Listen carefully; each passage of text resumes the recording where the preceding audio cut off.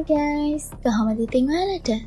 ඔන්න අද මම අරගෙන ආවේ ස්වලොස්ටා කතා මාලාවේ 87 වෙනි කොටස. පසුගිය කොටසේදී අපි දැක්කා බර්බටා ලුවෝව ඩ්‍රැගන් ප්ලැනට් එකට ගෙනියන්න කැමති වුණ විදිහ.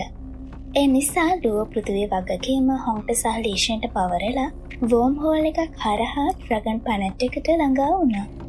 අනිත් පැත්තෙන් මිල්කි වේ ගැලැක්සි එකට ආපු ඒලියන්ස්ලා දවස් කිහිපයකින් පෘථිවිය හොයාගන්න ලැහැස්ති වෙලා හිටියා. මේ කොටස ආරම්භයේදී බර්බටා සහ ලුවෝ ඩ්‍රැගන් ප්ලැනට් එකේ පෝර්ට් ස්ටේෂන් එකට ළඟා වෙනවා. මේක ප්ලැනට් එක උඩ හදලා තිබුණු පෝර්ට් එකක්. හැමෝම මෙතනින් තමයි ප්ලැනට් එකට ඇතුළු වෙන්න වගේම එළියට එන්නේ. මේ වෙලාවේ බර්බටා ලුවෝට කියනවා මේ ඩ්‍රැගන් ප්ලැනට් එක වගේම ඒ වටේටත් තවත් ප්ලැනට්ස් තියෙනවා. මේ ඔක්කොම එකතු වෙලා හයිලෝං ෂෙක් කින්ඩම් කියලා හඳුන්වනවා. ඩ්‍රැගන් ප්ලැනට් එක තමයි හයිලෝං කින්ඩම් එකේ වැදගත්ම කොටස. මොකද මේ ප්ලැනට් එක අනිත් ප්ලැනට්ස් වලට වඩා ගොඩක් සුඛෝපභෝගී. ඒ නිසා මෙතනට හුඟක් පොහොසත් අය තමයි එන්නේ. පෘථිවිය මේකට සාපේක්ෂව ෆාමිං ප්ලැනට් එකක් විතරයි. ඒකේ මොන්ස්ටර්ස් ලව විතරයි හදන්නේ. මේක ඇහුවම ලුවෝ කියනවා පෘථිවියත් ගොඩක් මොන්ස්ටර්ස්ලත් එක ගනුදෙනු කරලා තියෙන නිසා ඒකත් ළඟදීම දියුණු වෙලා මේ ප්ලැනට් එක වගේ වෙයි කියලා. මෙතනදී බර්බටා ලුවෝට කියනවා ඔයා ටිකක් ඉහළින් මේ ගැන හිතන්න ඕනේ. මොකද ඔයාගේ මාස්ටර් හූනෙබෝ කියලා කියන්නේ උතුම් අමරණීය කෙනෙක්. ඔහු ඉදිරියේ මේ ඩ්‍රැගන් ප්ලැනට් එක ඒ තරම් ලොකු දෙයක් නෙමෙයි. මාස්ටර්ගේ වැඩවලට ඇඟිලි ගැහුවොත් ඔහුට මේ ප්ලැනට් එකම උනත් විනාශ කරන්න පුළුවන්. මොකද මේ ප්ලැනට් එකේ අයිතිකාරයා ඩොමේන් මාස්ටර් ලෙවල් එකේ විතරයි ඉන්නේ. ඒ නිසා ඒ කෙනා මාස්ටර්ගේ සේවකයෙක් වෙන්නවත් සුදුසු නැහැ. ඒ වෙලාවෙම බර්බටාට දැනගන්න ලැබෙනවා එයාලගේ පාර ක්ලියර් වෙලා පෝර්ට් එකට ඇතුල් වෙන්න එයාලගේ අවස්ථාව ඇවිත් කියලා. මේ නිසා බර්බටා ස්පේස් ක්‍රාෆ්ට් එක හෙමින් පෝර්ට් එක ඇතුළට ගෙනියනවා. මෙහෙම යද්දී ලුවෝ වටේ ගොඩක් ස්පේස් ක්‍රාෆ්ට් දකිනවා. මේ තරම් ස්පේස් ක්‍රාෆ්ට් ගොඩකට එක පාරටම එන්න පුළුවන් එක ගැන ලුවෝ පුදුම වෙනවා. බර්බටායි ස්පේස් ක්‍රාෆ්ට් එක පාකින් එකට ලෑන්ඩ් කරාට පස්සේ ඒ දෙන්න එළියට එනවා. මේ වෙලාවේ බර්බටා ලුවෝට කියනවා මෙතන ගුරුත්වාකර්ෂණය පෘථිවියට වඩා 3 ගුණයකින් වැඩි. ඒ වුණත් ඔයාට ඒකෙන් කිසිම අවුලක් වෙන්නේ නැහැ. මොකද ඔයා ගුරුත්වාකර්ෂණ කුටිය ඇතුලේ හුඟක් ප්‍රැක්ටිස් කරලා තියෙනවා. ඒ වෙලාවෙම ලුවෝ වටේ බලලා කියනවා මේක පෝස්ට් ස්ටේෂන් එකක් වුණාට පේන්න නම් ලොකු නගරයක් වගේ කියලා. මේ වෙලාවේදී මෙතනට පාකින් එම්ප්ලොයි කෙනෙක් ඇවිත් ලුවෝව ප්ලැනට් එකට සාදරයෙන් පිළිගන්නවා. හැබැයි ලුවෝට ඒ කෙනාගේ භාෂාව නම් තේරෙන්නේ නැහැ. මේ නිසා ලුවෝගේ රිස් ඩිවයිස් එක ඒ භාෂාව ලුවෝට ට්‍රාන්ස්ලේට් කරලා දෙනවා. ඒ වගේම ඔහු ලුවෝගේ භාෂාවත් කොස්මික් ලැන්ග්වේජ් එකට ට්‍රාන්ස්ලේට් කරගෙන යනවා. බර්බටා ලුවෝට කියනවා දැනට ඔයාට මේ රිස් ඩිවයිස් එකෙන් වැඩ කරගන්න පුළුවන්. හැබැයි ඔයා කොස්මික් ලැන්ග්වේජ් එක ඉගෙන ගන්න ඕනේ. නැත්නම් හැමෝම ඔයාට පහත් කරලා සැලකන්න පුළුවන්. මෙතනදී ඒ පාකින් එම්ප්ලොයි ලුවෝට කියනවා ඔයාගේ හයිලෝං ෂෙක් X81 යානය මෙතන පාක් කරන්න පුළුවන්. ඒත් ඔයාට ඒකට අවුරුද්දකට හරියන්න හයිලෝං කොයින්ස් 600ක් ගෙවන්න වෙනවා. මේක ඇහුවම ලුවෝ බර්බටාට කියනවා මේ මනුස්සයා සල්ලි ඉල්ලනවා. මං ගාව එහෙම කරන්සි එකක් නැහැනේ කියලා. බර්බටා ලුවෝට කියනවා ඔයා කලබල වෙන්න එපා. මල් ළඟ සල්ලි තියෙනවා කියලා. ඊළඟට බර්බටා ස්පේස් රින් එකෙන් ලුවෝට කොයින් එකක් දෙනවා. ඊට පස්සේ ලුවෝ ඒ කොයින් එක පාකින් එම්ප්ලොයිට දෙනවා. ඒක දැකලා ඒ පාකින් එම්ප්ලොයි පුදුම වෙනවා. මොකද ඒක ජන්වු කොයින් එකක්. ජන්වු කොයින් කියලා කියන්නේ ජන්වු කින්ඩම් එකේ තියෙන කොයින්ස් වලට. මේ කින්ඩම් එකේ හයිලෝං ෂෙක් කින්ඩම් එකත් එක්ක තවත් කින්ඩම්ස් ගොඩක් තිබුණා. ඒ අතරින් ජන්වු කොයින්ස් වල වටිනාකම හයිලෝං කොයින්ස් වලටත් වඩා ගොඩක් වැඩි. මෙතනදී එම්ප්ලොයි ලුවට කියනවා මේ කොයින් එක හයිලෝං කොයින්ස් 1000කට සමානයි. ඒ නිසා මම ඉතුරු හයිලෝං කොයින්ස් 400 ඔබට ලබා දෙන්නම් කියලා. ලුවෝ ඔහුට කියනවා ඔයාට ඉතිරි සල්ලි තියාගන්න පුළුවන් කියලා. මේක ඇහුවම බර්බටා ලුවෝ දිහා කේන්තියෙන් බලනවා. හැබැයි එම්ප්ලොයි නම් සතුටින් එතනින් ගිහින් බාබටා ලුවට කියනවා ඒ කෙනා ප්ලැනට් ලෙවල් 9 කල්ටිවේටර් කෙනෙක්. එහෙම වුණත් ඔහුට මේ ප්ලැනට් එකේ පාකින් එම්ප්ලොයි කෙනෙක් විදිහට විතරයි වැඩ කරන්න වෙලා තියෙන්නේ.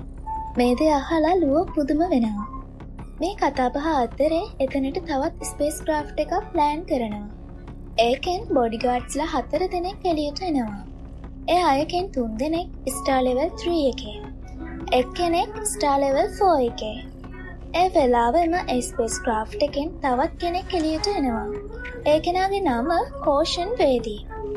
ඒ කෙනාව දැකපු බාබටා කියනවා මේ තරබාරු පුද්ගලයා ප්ලැනට් ලෙවල් එකේ වගේ පෙනුනට ඔහු ළඟ ස්ටාර් ලෙවල් බොඩිගාඩ්ස්ලා ඉන්නවා. ඒ නිසා මේ කෙනා මොකක් හරි පොහොසත් පවුලකින් ඇවිත් ඇති කියලා. ඒ වෙලාවෙම කෝෂන් වේදී ලුවෝගේ ස්පේස් ක්‍රාෆ්ට් එක දැකලා කියනවා මේක හයිලෝන්ෂෙක් X81 එකක් නේ. මේක ක්ලාසික් ස්පේස් ක්‍රාෆ්ට් එකක්.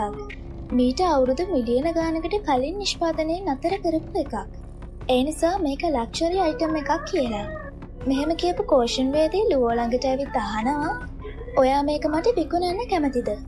අවුරුදු 10කින් විතර මට මේක ලබා ගන්න පුළුවන් කියලා. ලුවට තේරෙන්නේ නැහැ මොකද්ද මේ වෙන්නේ කියලා. එක පාරටම ආපු මේ නොදන්න කෙනා එයාගේ ස්පේස් ක්‍රාෆ්ට් එක ගන්න හදන්නේ. කියන්න හදන දේ ගැන විමතියට පත් වෙලා ඒ වෙලාවෙම කෝෂන් වේදී ලුවට තමන්ව හඳුන්වලා දෙනවා. ලුවෝ එයාගේ නම කියලා කෝෂන් වේදීට කියනවා මම මගේ ස්පේස් ක්‍රාෆ්ට් එක මෑතකදී තමයි රිපෙයාර් කළේ. ඒ නිසා මම දැන්ම මේක විකුණන්න කැමති නැහැ කියලා. මේ දේ අහලා කෝෂන් වේදී ලුවට එකඟ වෙලා ලුවෝගෙන් අහනවා ඔයා මෙතනට ආවේ තනියමද? ඔයාලගේ මගේ වගේ බොඩිගාඩ්ස්ලා නැද්ද කියලා. මේ නිසා ලුවෝගේ ස්ටෝරේජ් රින් එකෙන් සිල්වර් කාඩ්ස්ලා එළියට ගන්නවා. මේ දේ දැකලා කෝෂන් වේදී ලුවෝට කියනවා ඔයා ගොඩක් පුදුමයි. ඔයාට අවුලක් නැත්නම් අපි දෙන්නට එකට ප්ලැනට් එකට යන්න පුළුවන්ද? මල් ළඟත් හොඳ බොඩිගාඩ්ස්ලා ඉන්නවා. ඒ නිසා කවුරුවත් අපිට කරදර කරන්න හිතන එකක් නැහැ කියලා. මේ යෝජනාව අහලා ලුවෝ හිතන්න පටන් ගන්නවා. හැබැයි බාබටා ඉක්මනටම ලුවෝව මේකට එකඟ කරවනවා. ඊට පස්සේ කෝෂන් වේදී එයාගේ හෝවර්බෝඩ් එක වගේම ලුවෝ එයාගේ හෙවන්ලි ෂටල් එක එළියට අරගෙන ඔවුන් ඉන්න දැන් පෝට් එකෙන් ප්ලැනට් එකට යන්න පටන් ගන්නවා. මෙහෙම යද්දී ලුවෝ ප්ලැනට් එක දිහා හොඳින් බලනවා. ඒක හරිම ලස්සනයි. දැන් එයාලා ඔක්කොම ප්ලැනට් එකේ වලාකුළු අතරින් පියාසර කරන්න පටන් ගන්නවා. මෙහෙම පියාසර කරන ගමන් ලුවෝ කියනවා මේ ප්ලැනට් එක ඇත්තටම ගොඩක් ලස්සනයි. මේ දේ අහලා කෝෂන් වේදී කියනවා පේන විදියට නම් ඔයා මේ ප්ලැනට් එකට මුල් වතාවට ආපු කෙනෙක් වගේ. මේ ලස්සන නිසාම තමයි ගොඩක් කල්ටිවේටර්ස්ලා මෙතනට එන්නේ. එයාලා මේ ප්ලැනට් එක තවත් පොහොසත් කරවනවා. මේ වෙලාවේදී කෝෂන් වේදී එක තැනකට අත දික් කරලා කියනවා මේ ප්‍රදේශයේ තියෙන හැම විලා එකක්ම වගේ යුනිවර්ස් සහ ඩොමේන් මාස්ටර් ලෙවල් කල්ටිවේටර්ස්ලාට විතරයි අයිති. හැබැයි ඩොමේන් මාස්ටර් ලෙවල් එකට වඩා ගොඩක් ඉහළ කල්ටිවේටර්ස්ලා මේ විලාස් වගේ දේවල් ගැන තැකීමක් කරන්නේ නැහැ. එයාලා කෙලින්ම ප්ලැනට් එකක් අල්ලගෙන තනියම ඒක ජීවත් වෙනවා. මේ දේ ඇහුවම ලුවෝ පුදුම වෙනවා. බාබටා ලුවට කියනවා මේකේ පුදුම වෙන දෙයක් නැහැ. අපේ මාස්ටර් උනත් ඩොමේන් මාස්ටර් ලෙවල් එකට වඩා ගොඩක් ඉහළ කල්ටිවේටර් කෙනෙක් නේ. ඒ වෙලාවම කෝෂන් වේදී ලුවෝගෙන් අහනවා ඔයා ඔයාගේ ස්පේස් ක්‍රාෆ්ට් එක කීයකටද ගත්තේ කියලා. ලුවෝ කියනවා මම ඒක හයිලෝන් කොයින්ස් බිලියන 9කට ගත්තේ. ඒ වගේම හයිලෝන් කොයින්ස් බිලියන 2ක් රිපෙයාර් වලට වැය කළා. මේ දේ අහලා කෝෂන් වේදී ලුවෝට කියනවා ඔයා හරිම වාසනාවන්තයි. මොකද මේ ස්පේස් ක්‍රාෆ්ට් මොඩල් එක හොයාගන්න ගොඩක් අමාරුයි.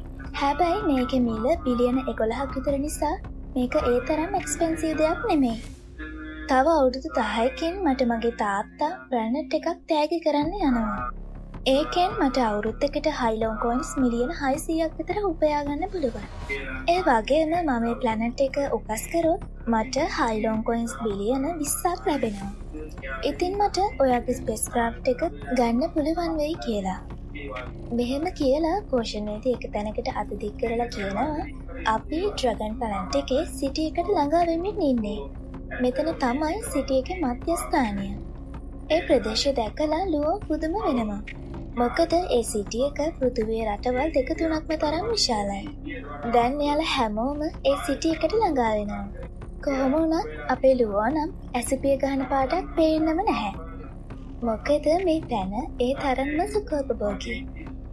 මේ වෙලාවේදී බබටාලුවට කියනවා මේ සිටි එකට ඇතුල් වෙද්දිම මෙතන නෙට්වර්ක් එක ළඟපාත තියෙන හැම ඩිවයිස් එකකටම කන්ටැක්ට් කෝඩ් එකක් යවනවා. ඒක නිකන් ෆෝන් නම්බර් එකක් වගේ. දැන් ඒ කන්ටැක්ට් කෝඩ් එක ඔයාගේ ඩිවයිස් එකට ඇවිත් තියෙන්නේ.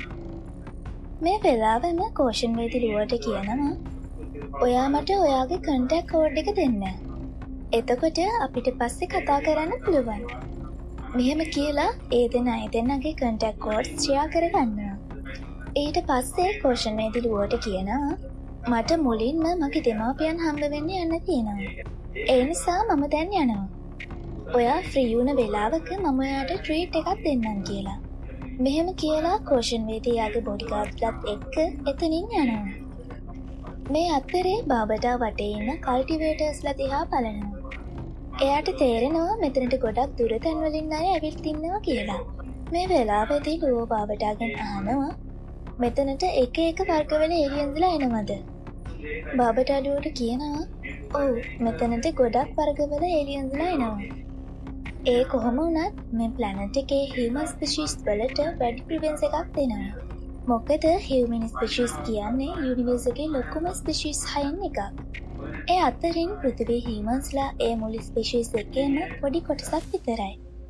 ඊළඟට ලුවෝයාගේ ඩෙස්ටිනේෂන් එකට ළඟා වෙනවා. ඒක හයිලොන්ග් ෂෙක් කින්ඩම් එකේ ඇඩ්මිනිස්ට්‍රේෂන් ඔෆිස් එක. බාබටා ලුවට කියනවා හයිලොන්ග් ෂෙක් කින්ඩම් එකේ ගැලැක්සිස් 8000ක් තියෙනවා. මේ ඩ්‍රැගන් ප්ලැනට් එක ඒ අතරින් එක ගැලැක්සි එකක කොටසක් විතරයි. ඒ නිසා තමයි මෙතන හයිලොන්ග් ෂෙක් ඇඩ්මිනිස්ට්‍රේෂන් ඔෆිස් එකක් තියෙන්නේ. ඊළඟට ලුවෝ ඒ ඔෆිස් එකට ඇතුල් වෙනවා. එතන හිටපු රිසෙප්ෂනිස්ට් ලුවෝ වගේම සිල්වර් ගැලැක්සි ගාඩ්ස්ලා දැකලා පුදුම වෙනවා. මොකද මේ සිල්වර් ගැලැක්සි ගාඩ්ස්ලා ගොඩක් මිලාදික නිසා මේ කින්ඩම් එකේ ගොඩක් හොඳ අය ළඟ විතරයි මේ ගාඩ්ස්ලා ඉන්නේ. ඊට පස්සේ ඒ රිසෙප්ෂනිස්ට් ලුවෝගෙන් අහනවා ඔයාට හයිලොන්ග් ෂෙක් කින්ඩම් එකේ සිටිසන්ෂිප් ඕනද කියලා. ලුවෝ ඔව් කියලා කියනවා. මොකද බාබට අයාට එහෙම කරන්න කියලා තිබුණා. ඒ වෙලාවේදී රිසෙප්ෂනිස්ට් ලුවෝගෙන් අහනවා ඔයා මීට කලින් වෙන තැනක සිටිසන් කෙනෙක්ද කියලා. ලුවෝ ඒකට නැහැ කියලා කියනවා. මේ නිසා රිසෙප්ෂනිස්ට් හිතනවා මේ මිනිහයා නම් ඇත්තටම කවුරු හරි බලවත් කෙනෙක් ට්‍රේන් කරපු කෙනෙක් වෙන්න ඇති. දැන් ලෝක ගැන දැනගන්න ට්‍රැවල් කරනවා වෙන්න ඇති කියලා. ඊට පස්සේ ඒ රිසෙප්ෂනිස්ට් ලුවෝට ඩිවයිස් එකක් දෙනවා. ලුවෝ ඒ ඩිවයිස් එක අතේ දාගෙන ඒක ඔන් කරනවත් එක්කම ඒ ඩිවයිස් එක ලුවෝව ස්කෑන් කරනවා. ඒකෙන් රිසෙප්ෂනිස්ට් තහවුරු වෙනවා ලුවෝ කලින් කොහෙවත් සිටිසන් කෙනෙක් නොවුණු බව. ඒ නිසා එයා ලුවෝට කියනවා ඔයාට නම් ලේසියෙන්ම මෙතන සිටිසන් කෙනෙක් වෙන්න පුළුවන්. හැබැයි ඔයා හයිලොන්ග් කොයින්ස් 50ක් ඒකට ගෙවන්න ඕනේ කියලා. ලුවෝ එයාට ජන්බු කොයින් එකක් දෙනවා. ඒක දැකලා රිසෙප්ෂනිස්ට් පුදුම වෙලා එයාගේ ඉතිරි වැඩ ටික ඉක්මනට කරන්න පටන් ගන්නවා. ලුවෝ හිතනවා මේ ජන්බු කොයින්ස් නම් ගොඩක් වටිනවා වගේ. මේකට බාබටා කියනවා ඕ එහෙම තමයි. මොකද හයිලොන්ග් ෂෙක් කින්ඩම් එක ජන්බු කින්ඩම් එකේ කොටසක් විතරයි කියලා. ඊට පස්සේ ඒ රිසෙප්ෂනිස්ට් ලුවෝට සිටිසන්ෂිප් කාඩ් එක දෙනවා. ඊට පස්සේ ලුවෝ ඔෆිස් එකෙන් එළියට එනවා. බාබටා ලුවට කියනවා ඔයා ඉක්මන් කරන්න ඕනේ.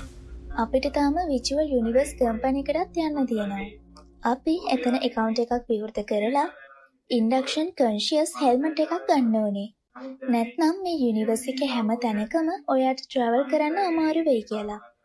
ඒකට ලුවෝ බාබටාගෙන් අහනවා ඇයි ඒ කම්පැනි එක ඒ තරම්ම බලවත්ද? බාබටා ලුවට කියනවා මේ යුනිවර්ස් එකේ යෝධයෝ 5 දෙනෙක් ඉන්නවා. ජන්ව කින්ඩම් එක ගොඩක් විශාල වුණත් ඇත්තටම යුනිවර්ස් එක කන්ට්‍රෝල් කරන්නේ මේ යෝධයෝ 5 දෙනා. එයාලා තමයි Universal Star River Bank, Universal First Bank, Giant X fighting arena, විචුවල් යුනිවර්ස් කම්පැනි සහ යුනිවර්සල් මර්සනරි ඇලියන්ස්. ඊට පස්සේ බාබටා ලුවට කියනවා යුනිවර්සල් ස්ටාර් රිවර් බැංක් එක වගේම යුනිවර්සල් ෆස්ට් බැංක් එක කියලා කියන්නේ පෘථිවියේ තියෙන බැංකු වගේම තමයි. තුන්වෙනි යෝධයා වෙන එක්ස් ෆයිටින් එරේනා එක ලොකු එරේනා එකක්. ඒක ගන්න තීරණ ගොඩක් වෙලාවට සාධාරණයි. ඒ වගේම යුනිවර්සල් මර්සරනි ඇලියන්ස් එක ඕගනයිසේෂන් එකක්. ඒක ගොඩක් මෙම්බර්ස්ලා ඉන්නවා. අපේ මාස්ටරුත් ඒකේ මෙම්බර් කෙනෙක්. ඒ වගේම ඩොමේන් මාස්ටර් ලෙවල් එකේ ඉන්න 99%ක්ම ඒ ඇලියන්ස් එකේ මෙම්බර්ස්ලා. මේක අහලා ලුවෝ කියනවා එහෙනම් මර්සනරි ඇලියන්ස් එකේ බලය ගොඩක් වැඩි වෙන්න ඕනේ. ඊට පස්සේ බබටලුවට කියනවා විචුවල් යුනිවර්ස් කම්පැනි එකට මේ තරම් බලයක් තියෙන්නේ එයාලා විචුවල් යුනිවර්ස් එකක් හදලා තියෙන නිසා. මිනිස්සු විචුවල් ලෝකයක හම්බ වෙලා විවිධ වැඩ කරනවා. පෘථිවියේ වාගෝඩ් පැලස් එක වගේ. මෙහෙම කියලා බබටලුවව එතනට ගෙනියන්න පටන් ගන්නවා. ඉතින් මේත් එක්කම මේ කොටස අවසන් වෙනවා. ඉක්මනටම අනිත් කොටසත් එක්ක අපි ආයෙමත් හමු වෙමු. හැමෝටම සුබ දවසක්.